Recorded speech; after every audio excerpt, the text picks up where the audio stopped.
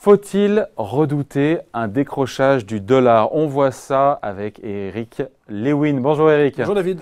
Rédacteur en chef donc, des publications Agora. On ne va pas jouer là encore une fois à se faire peur, on ne va pas chercher à verser dans la sinistrose, dans le catastrophisme, mais quand même depuis, il y a une accélération, elle ne vous a pas échappé, hein, cette hausse de l'euro face au dollar. Depuis jeudi, on était à 1,19 avant les minutes de la BCE, on va rappeler ce que c'est. On est monté jusqu'à quasiment 1,23, on est revenu ce matin un petit peu en dessous d'un 22,50.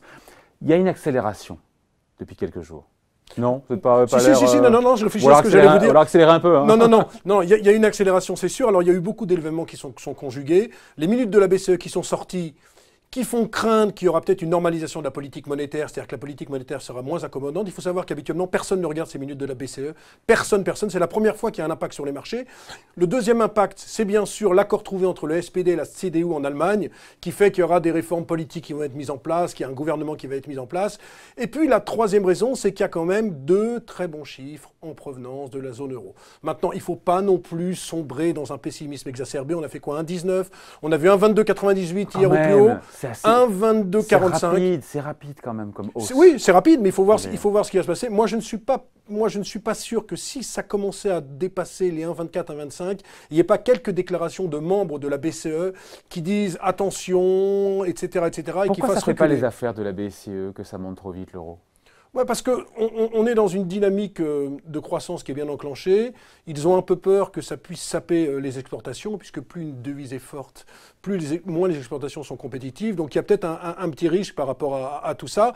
Mais d'un autre côté, une hausse de la devise, c'est quasiment comme une hausse des taux d'intérêt, si vous voulez. Donc ça a un impact, ça veut dire que ça pourrait reculer la hausse des taux d'intérêt si la devise continue à monter. Et puis la dernière réflexion que je voudrais vous faire, il y a un gouverneur de la Banque d'Estonie, M. Hansson, qui est membre des gouverneurs de la Banque Centrale Européenne, qui a dit que le quantitative easing pourrait être arrêté à tout moment. Vous savez que la BCE rachète 30 milliards d'euros. Jusqu'en septembre.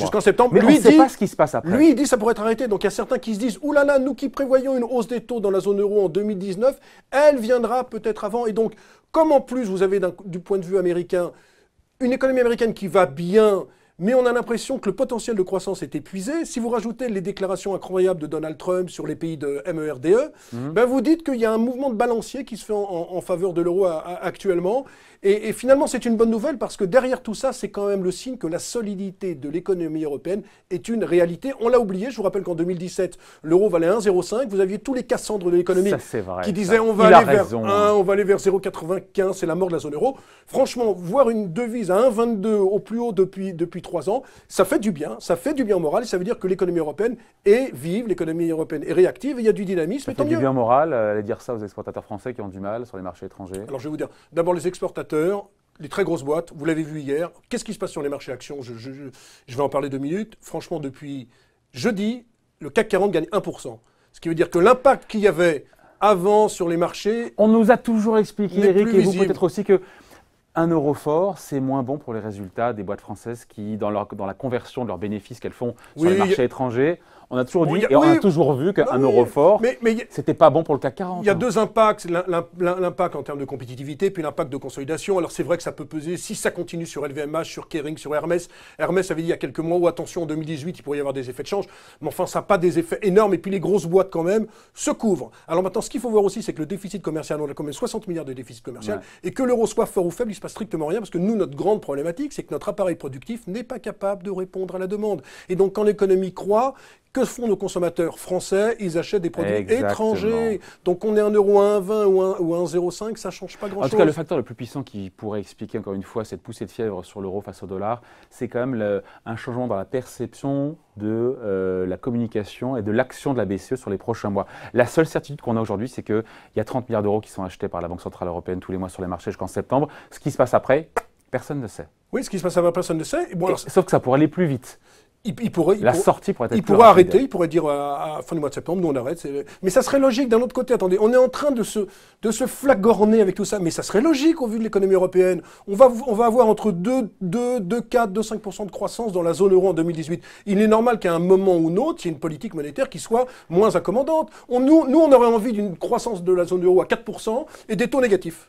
en trouvant ça tout à fait logique. Quand on a fait un tout petit peu d'économie à Assas, à Dauphine, au Panthéon, à Harvard, à Berkeley, on se rend compte que ce n'est pas logique. Donc il faut qu'à un moment ou à un autre, la politique monétaire européenne soit beaucoup moins accommodante et un petit peu plus restrictive. Et même s'il y avait une hausse des taux dans 8 mois, 9 mois, 1 an, ce serait quand même pas dramatique. Ce qui n'est pas encore pricé par les marchés. Les marchés aujourd'hui, ils anticipent une hausse des taux de la BCE, pas avant... Pas avant le départ de notre ami Draghi. Deuxième semestre. Allez, octobre, novembre 2019. Mais c'est là où il se trompe peut-être. Ben c'est pour ça que l'euro est monté. Et voilà, mais c'est pour ça que il fallait expliquer. Mais quand vous regardez sur les taux longs, par exemple le 10 ans allemand, il est à quoi? Il est à 50 points de base. C'est absolument pas pricé tout ça. Le 10 ans français, il a 80 points de base. À 10 ans. Donc on ne price pas vraiment une grande politique monétaire restrictive.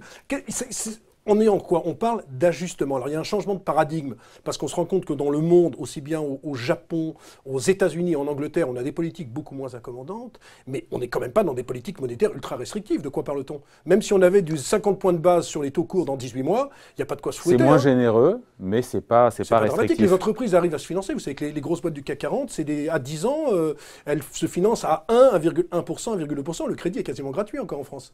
Ne l'oublions pas. Donc, est-ce que l'accélération de la hausse de l'euro se voit essentiellement face au dollar ou est-ce qu'on le retrouve aussi face à d'autres devises? D'où ma question, est-ce qu'il faut redouter un décrochage du dollar? Parce qu'évidemment, si l'euro monte, c'est que le dollar baisse, ça tout le monde l'a compris. Mais voilà, quel est le... Là, c'est un peu contre toutes les devises. On a vu avec le yuan chinois, mais ça, c'est pour d'autres raisons. C'est parce que la Bundesbank va intégrer des réserves du yuan dans ses réserves de change.